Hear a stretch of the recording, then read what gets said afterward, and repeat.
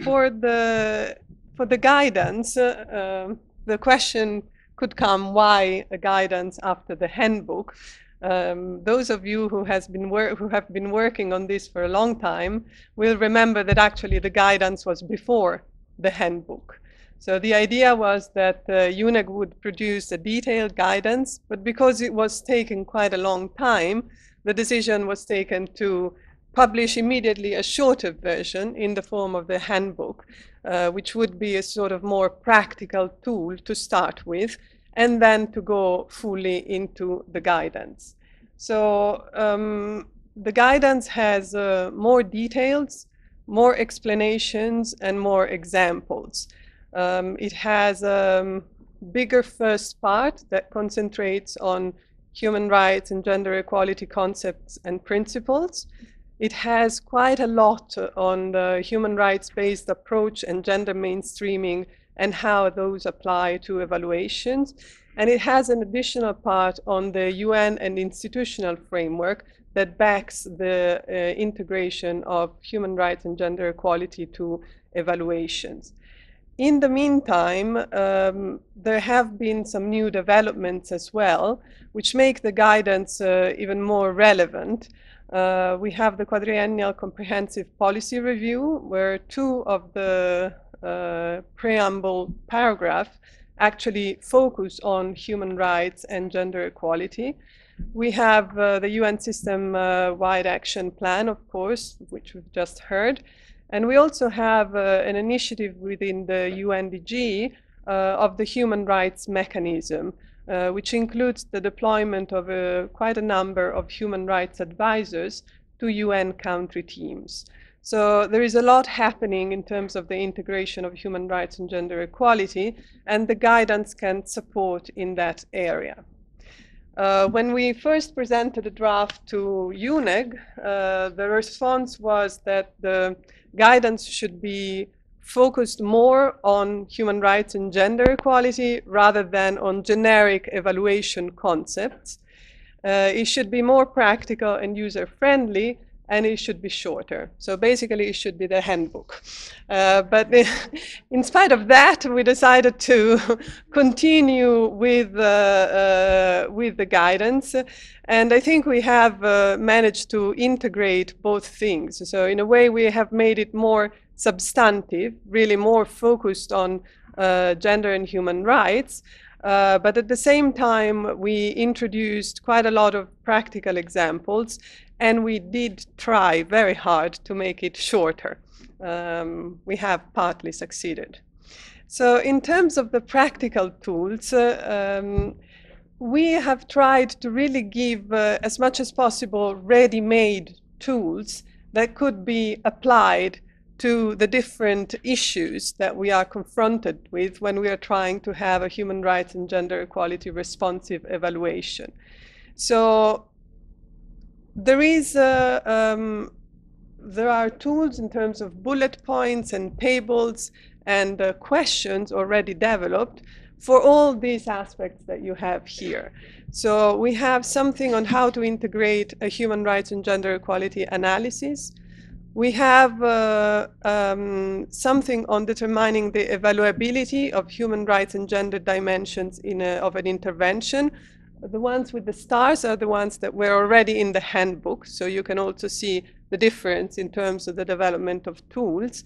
There is a very handy table that shows the level of resources needed for a human rights and gender equality responsive evaluation.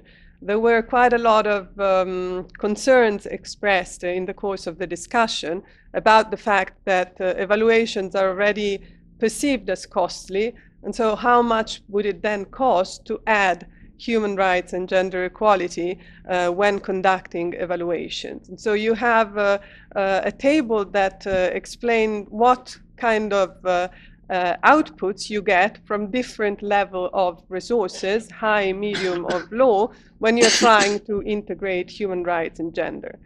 There is something on how to integrate human rights and gender into the evaluation criteria. there is a whole list of ready-made questions that you can just pick and include in your terms of reference to be sure that the terms of reference integrate human rights and gender equality. There are a couple of tools, one for gender and one for human rights, on how to assess human rights and gender equality results. And here we really adapted existing tools. One is from UN Women, one was actually from UNICEF in terms of results and human rights. And then for the evaluation report, also clear bullet points on what the report should describe against each of the UNEG standards. So you have all the UNEG standards for reporting in one column, and in the next column you have what the report should describe to show that human rights and gender equality have been integrated.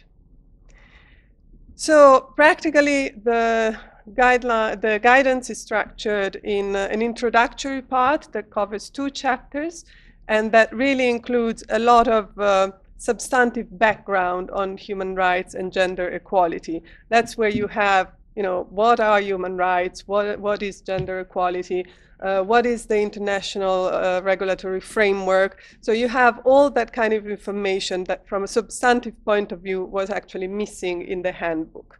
So it's a lot more basic and instructional in that area. You have the frameworks, so you have the UN framework and the norms and the standards and all of that, and you have the institutional framework. So there is a part aiming at looking really, for example, at the organizational evaluation plan, and how does that integrate human rights and gender equality issue. You have chapters 5 and 6 on the preparatory phase, so it's all the planning and the preparing for an evaluation. And then you have the conduct, where you have the data collection and analysis, the validation and the report, and finally a chapter on the use and dissemination, including human rights and gender equality in management responses, and having a human rights and gender equality mindful dissemination. The caveat and challenge at the same time that I'm leaving here for discussion is that we were told to make this as practical as possible and as realistic as possible.